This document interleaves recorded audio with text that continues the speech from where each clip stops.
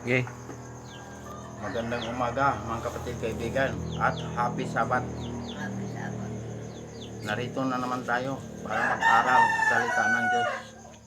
Bago tayo mag-umpisa, may hilingin ako sa inyo. Paki-subscribe, paki-like, paki-share sa aming munting YouTube channel, Marlon Coret YouTube channel, para mapabilis pagpalaganap ang salita ng Diyos sa buong mundo at maipakilala natin ang ating Panginoong Jesucristo, nating Panginoong tagapagligtas. Paki-subscribe, paki-like, paki-share. Maraming salamat po. Tayo na'y manalangin. Ama naming Diyos na makapangyarihan sa lahat. Salamat Panginoon sa umaga nito. Narito po kami Ama para mag-aral sa iyong salita. Basbasan mo po Panginoon ang lahat ng taga-subaybay at lahat ng tagapakinig nitong mensahe na ito, na sila'y makakilala sa iyo at ikaw ay tanggapin bilang Panginoon at tagapagligtas. Ito ang aming hiling at samot dalangin sa pangalan ng aming Panginoong Jesucristo, naming Panginoong tagapagligtas. Amen. Dito tayo mag-aral mga kapatid kaibigan sa Exodo Kapitulo 20, versikulo 8 hanggang 11. Ito ang sinasabi dito sa versikulo 8. Alalahanin mo ang araw ng Sabat upang ingatan itong banal. Yan ang sabi ng ating Panginoon. Alalahanin natin ang araw ng Sabat at ingatan ito na banal. Dahil ang Sabat ay banal na araw. Ito ang araw na binasbasan, ibinukod para sa Diyos. Ito lang araw na ito ang binasbasan at pinagpala at ibinukod para sa Diyos. Yan. 9. Ito ang sinasabi dito sa versikulo 9. 6 na araw kang gagawa at iyong gagawin ang lahat ng iyong gawain. Yan ang sabi ng Diyos. 6 na araw tayong gagawa ng ating gawain. Yan ang sinasabi ng Diyos. Patrabahuin tayo sa loob ng 6 na araw. Anong araw yun? Ang inutos ng Panginoon na tayo ay magtrabaho. Yan ang sinasabi ng 6 na araw. Anong araw yun? Linggo, Lunes, Martes, Merkules, Huwebes, hanggang Biyernes tayo magtrabaho. Ang sabi ng Diyos. Pero, ang ika-7 araw, huwag tayong magtrabaho. Dahil, ang araw ng Sabat ay banal. Yan ang sabi ng Diyos. Hindi tayo magtrabaho sa araw ng Sabat. Dahil, ang araw ng Sabat ay araw ng kapahingahan. Ang Diyos ay nagpahinga sa ika-7 araw. Bakit ang Diyos nagpahinga sa ika-7 araw? Para tayong mga anak, mga nilalang, mga hinirang, sumunod sa Kanya. Para tayo ay makapasok sa kapahingahan ng Diyos. Ayan. Yan ang kahalagahan ng Sabat. Yan. Hindi tayo magtrabaho. Sabi ng Diyos, ang may sabi nito. Kaya, paniwalaan natin itong salita ng Diyos dahil ito ay katotohanan. Ang Diyos ang may sabi nito. Huwag tayo magtrabaho sa araw ng Sabat. 10. Ito ang sinasabi dito sa versikulo 10. Ngunit ang ika-7 araw ay Sabat sa Panginoon mong Diyos. Sa araw na ito ay huwag kang gagawa ng anumang gawain. Ikaw o ang iyong anak na lalaki, ang iyong anak na babae, ang iyong aliping lalaki, ang iyong aliping babae, ang iyong mga baka, ang dayuhang nasa loob ng iyong mga pintuan. Yan ang sabi sa versikulo 10. Huwag patrabuhin ang mga anak lalaki, mga anak babae, mga aliping lalaki, mga aliping babae, mga baka o anuman. Huwag patrabuhin ang mga nasa loob ng mga pintuan, ang mga dayuhan na nasa iyong tahanan. Huwag patrabuhin, sabi ng Diyos, dahil ang Sabat ay banal na araw. Hindi ang Diyos gusto na tayo ay magtrabaho sa araw ng Sabat. Dahil ang araw ng Sabat ay banal. Binasbasan, ibinukod para sa Diyos. Kahit hayop, kahit may kalabaw ka, huwag mo iararo. May baka, huwag mo ring patrabahoin. Lahat, ang sabi ng Diyos, dapat magpahinga ka. Anong ibig sabihin ng magpahinga? Magsamba tayo sa Diyos na buhay. Sambahin natin ang Diyos sa Espiritu at sa katotohanan. Yan ang sinasabing magpahinga. Sambahin natin ang Diyos. Hindi ibig sabihin na tayo magpahinga matutulog. Hindi. Sambahin natin ang Diyos sa Espiritu at sa katotohanan sa araw ng Sabat. Yan ang ibig sabihin nito. Last verse, 11. Ito ang sinasabi dito sa versikulo 11. Sapagkat sa loob ng 6 na araw ay ginawa ng Panginoon ang langit at lupa, ang dagat at lahat ng naroroon, at nagpahinga sa ika-7 araw. Kaya't binasbasan ng Panginoon ang araw ng Sabat at ginawa itong banal. Binasbasan ang araw ng Sabat at ginawa ito ng Diyos na banal na araw. Yan. Tinuturuan tayo ng Diyos. Tayo na nakakaalam nito, dapat tayo ay sumunod. Dahil ang Diyos ay makapangyarihan. Siya ang gumawa ng langit, lupa, dagat, lahat nga nandirito.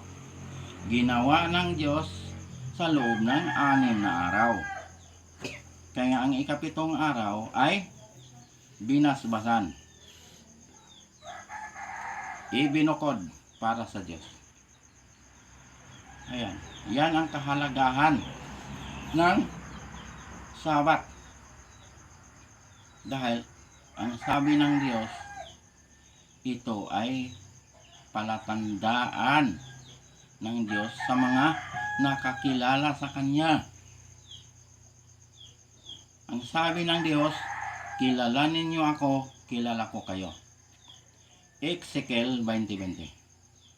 Naglagay ang Diyos ng palatandaan sa Kanyang mga hinirang, mga nilalang, mga anak ng Diyos.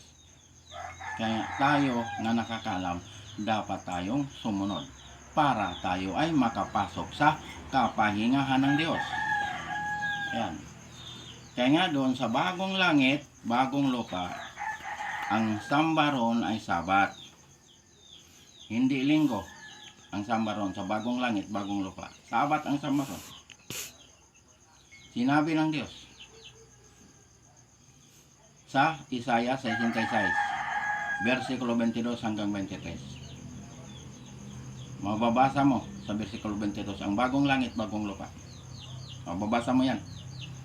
Sa versikulo 23, mababasa mo rin ang pag nakabasa ka ng araw ng pamamahinga, Sabat yan. May Biblia kasing nakasulat, araw ng pamamahinga. Pero dito sa hawak ko ng Biblia, ang nakasulat dito ay Sabat. Ang sabi ng Diyos, lahat ng bansa pupunta ron para sumamba sa Diyos sa araw ng Sabat. Hindi linggo ang samba ron. Sabat ang sinasabi. Lahat ng bansa pupunta ron para sumamba sa Diyos. Mukhaan, harapan, nakikita natin ang Diyos na ating sinasamba. Sambahin natin ang Diyos sa espiritu at sa katotohanan. Ayan. Tinuturuan tayo ng Diyos. Sa panambahan doon, sa bagong langit. Sabat ang samba doon. Hindi linggo. Tiyak nga, sabat ang samba doon. Dahil, sinabi rito, sa banal na salita ng Diyos. Kaya nga, huwag tayong sumay dahil ang Diyos ay makapangyarihan. Alam ng Diyos ang ating iniisip. Alam ng Diyos ang laman ng ating puso. Kaya nga, kahit hindi tayo nagsalita, alam ng Diyos kung tayo ay sumunod o hindi. Dahil walang may tago sa paningin ng Diyos. Kitang-kita niya ang lahat. Pati ating isip, laman ng ating puso, pati buhok natin, bilang ng Diyos yan. Kaya alam ng Diyos kung sino ang mga sumusunod sa Kanya. Tinuturuan tayo ng Diyos para hindi tayo maligaw. Para pag tayo ay makapunta doon, ay alam na natin nga ang samba sa bagong langit, bagong lupa ay sabat. Dahil dito, tinuturuan tayo ng Diyos na ang samba ay sabat. Dito pa lang sa lupa, tinuturuan na tayo ng Diyos. Kompleto ang itinuro ng Diyos. Kaligtasan, tinuturuan tayo ng Diyos. Sino tagapagligtas? Si Jesucristo. Siya lamang ang tagapagligtas. Dahil siya ay Diyos nga nagkatawang tao. Siya ay tunay na Diyos at buhay na walang hanggan. Walang ibang tagapagligtas, kundi si Jesucristo lamang. Gawa 4:12. Kaya mga kapatid, kaibigan, tiyakin natin ang ating kaligtasan. Dahil napakahalaga ang ating kaligtasan. Dahil ang kaligtasan, ito ang magdala sa atin doon sa kaharian ng langit. Pag hindi tayo ligtas, hindi tayo makapunta ron. Dahil ang mga pangalan lamang na nakasulat sa aklat ng buhay, yun lang ang makapunta ron. Yun lang ang makapagsamba ron. Pero pangalan mo, hindi nakasulat sa aklat ng buhay, hindi ka makapunta ron. Hindi ka makapagsamba ron. Dahil iba ang destinasyon ng mga pangalan nga hindi nakasulat sa aklat ng buhay. Ang destinasyon nun ay lawa na poy. Ang lawa na poy, yun ang pangalawang kamatayan. Ayun ang impyerno. Ayan ang paglalagyan ng mga pangalan nga hindi nakasulat sa aklat ng buhay. Yan mga kapatid, kaibigan, ang katiyakan sa kaligtasan. Yun lang maliligtas, yung mga pangalan lamang na nakasulat sa aklat ng buhay. Pahayag 20, versikulo 15. Mababasa natin yan. Kaya mga kapatid, kaibigan, tinuturuan tayo ng Diyos. Kumplito ang itinuro ng Diyos. Kaligtasan, bautismo, kautusan, tinuturuan tayo ng Diyos. Dahil ang bautismo ay mahalaga. Paglubog mo sa tubig, namatay ka kasama ni Kristo. Pag-ahon mo, nabuhay ka kasama ni Kristo. Kaya ikaw ay bagong nilalang na. Wala na ang dating pagkatao. Ikaw ay bago na.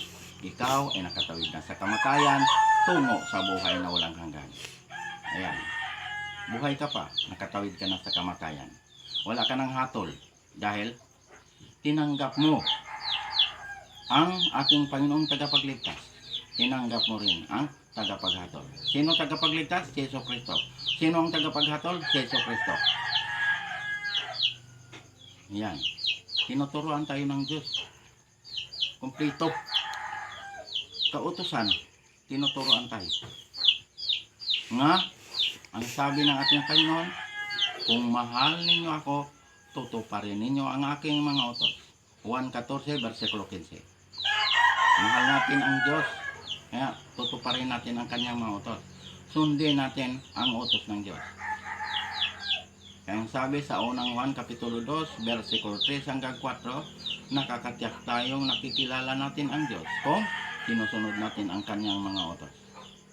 Ang nagsasabing nakikilala ko siya, ngunit sumusunod naman sa kanyang mga utos ay sinungaling at wala sa kanyang katotohanan. Yan ang sabi ng Diyos.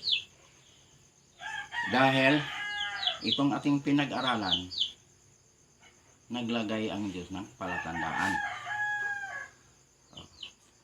Ano ang palatandaan ng Diyos? Ang Sabat, ang ikapitong araw. Yan ang palatandaan ng Diyos. Kaya nga, tinuturuan tayo ng Diyos. Kaligtasan, tinuturuan tayo. Bautismo, kautusan. Yan, tinuturuan tayo. Para hindi tayo maligaw. Kahit saan-saan lang tayo, mag-iisip kung saan tayo lumapit. Saan tayo tumawag ng pangalan nga makapagliligtas. Kay Jesucristo lamang tayo lumapit. Manalig kay Kristo, tanggapin si Kristo bilang Panginoon at tagapagligtas para tayo ay magkaroon ng buhay na walang hanggan. Para pangalan ay nakasulat sa aklat ng buhay. Yan mga kapatid kaibigan. Ang kaligtasan. Si Kristo lang. Walang ibang lalapitan, walang ibang tatawagin na pangalan. Pagkaligtasan ang hanap. Dahil si Kristo lang ang tagapagligtas. Huwag tumawag ng ibang pangalan. Kaya siya ang nagbayad ng ating kasalanan. Siya ang namatay sa krus. Ang dugo ng ating Panginoon ang ihinugas sa ating kasalanan. Kay Kristo tayo lumapit. Manalig kay Kristo. Tanggapin si Kristo bilang Panginoon at tagapagligtas. Magpabautismo sa pangalan ng Ama, pangalan ng Anak, pangalan ng Espiritu Santo. Sundin ang utos ng Diyos. Ayan ang kumpleto na makapasok doon sa kaharian ng langit. Tinuturuan tayo. Hindi tayo maliligaw.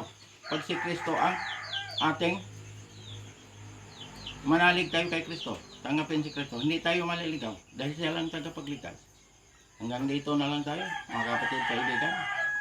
Paki-subscribe, paki-like, paki-share sa aming munting YouTube channel, Marlon Correct YouTube channel, para mapabilis pagpalaganap ang salita ng Diyos sa buong mundo at maipakilala natin ang ating Panginoong Jesucristo, ating Panginoong tagapagligtas. Maraming salamat po. Tayo na'y manalangin. Ama naming Diyos, na makapangyarihan sa lahat. Salamat po, Panginoon, sa mga salita mo na may napag-aralan ngayong umagang ito. Basbasan mo po, Panginoon, ang lahat ng taga-subaybay at lahat ng tagapakinig nitong mensahe na ito, na sila'y makakilala sa iyo at ikaw ay tanggapin bilang Panginoon at tagapagligtas. Ito ang aming hiling at samot dalangin sa pangalan ng aming Panginoong Hesukristo, na aming Panginoong tagapagligtas. Amen.